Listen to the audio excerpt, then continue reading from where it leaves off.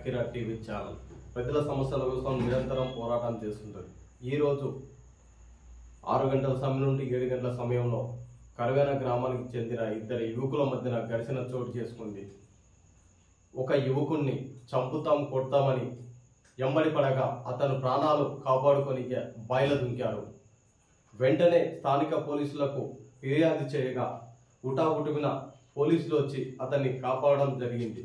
వీళ్ళిద్దరి మధ్యన ఏం జరిగింది, ఎలాంటి పగలున్నాయి వీళ్ళిద్దరి మధ్యన, ఎలా అతన్ని ఎందుకు చంపాలనుకున్నారు అనే దాని మీద పోలీసులు విచారించాల్సింది ఉంది అని ప్రజలు చర్చించుకుంటున్నారు.